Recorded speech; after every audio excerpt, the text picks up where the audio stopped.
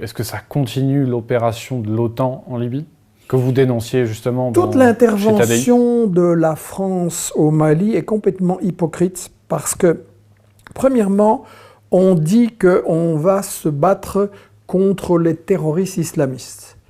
Mais ce sont les terroristes islamistes que la France et ses amis viennent d'armer en Libye et de fournir plein d'armées. Et tout le monde a dit, une fois qu'ils auront contrôlé la Libye, ça va servir de base pour aller faire la même chose au Mali, au Niger, dans toute cette région, et ça se passe.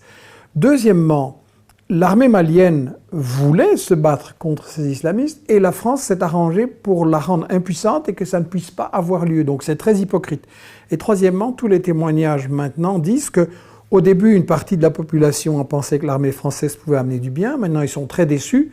Et en réalité, tout se passe comme si cette opération ne voulait pas mettre fin aux dangers islamistes, terroristes, mais faire en sorte qu'il reste là le plus longtemps possible et que la France ait des raisons de rester pour garder son contrôle militaire sur, en fait, les ressources néocoloniales. Il y a de l'or, il y a des diamants, il y a de l'uranium, il y a du pétrole. Donc c'est pour ça que Macron est là. Et donc vous pensez que l'opération Barkhane peut durer longtemps comme la France est restée en Afghanistan par exemple? Ils l'ont dit eux-mêmes, on restera là tant que le terrorisme n'aura pas disparu. Et comme ils ne font rien pour le faire disparaître, oui, c'est une opération qui veut rester longtemps. C'est-à-dire, mais comment, selon vous, il faudrait faire pour combattre le terrorisme islamique tout en étant soucieux des populations locales? C'est très simple, il faudrait cesser de faire une alliance avec lui. Écoutez, tout le monde sait très bien qui finance et qui organise le terrorisme islamiste. C'est les Saouds, c'est le Qatar. On leur déroule le tapis rouge à Paris, à Bruxelles et partout pour venir faire des affaires, du business. On va se prosterner là-bas pour obtenir des aumônes, pour obtenir aussi des faveurs pour certains politiciens. Il faut boycotter les Saouds et le Qatar tant qu'ils font ça, et tant qu'il n'y a pas la démocratie là-bas. Et alors c'est terminé. Sachant aussi que c'est la CIA qui donne la formation de ces milices, à sa milice islamiste. Il y a eu des camps en Jordanie. J'en parle dans le livre qu'on va publier prochainement, La gauche et la guerre avec Saïd Bouamama. Il faut qu'on sache en France qu'on nous fait des grands discours sur le terrorisme et en réalité, c'est une fabrication de Washington, de Paris, de Bruxelles. Est-ce que c'est un média mensonge, le terrorisme? Oui, clairement.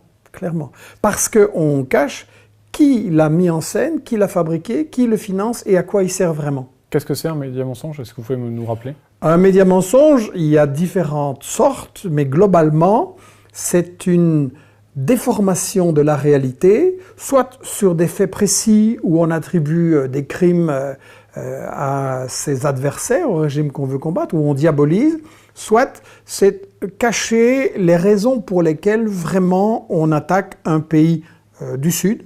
Que ce soit un régime autoritaire ou une démocratie, ça ne change rien parce que il y a toute une série de démocraties que les États-Unis ou la France renversent parce qu'elles ne sont pas dociles envers les multinationales. D'accord. Continuons à parler de l'Afrique. En avril dernier, lors d'une précédente vidéo, je vous demandais votre avis sur la situation en Algérie. À votre avis, que se passe-t-il là-bas? Il se passe deux choses mêlées et qu'il faudrait essayer de distinguer. Un, une révolte populaire totalement légitime sur un pouvoir corrompu qui s'est rempli les poches et qui ne fonctionnait pas de façon très démocratique. Ça, c'est très bien. Un deuxième phénomène, c'est que les États-Unis, la France, Israël, les Saouds essayent, comme d'habitude dans ce qu'on a appelé les révolutions colorées, de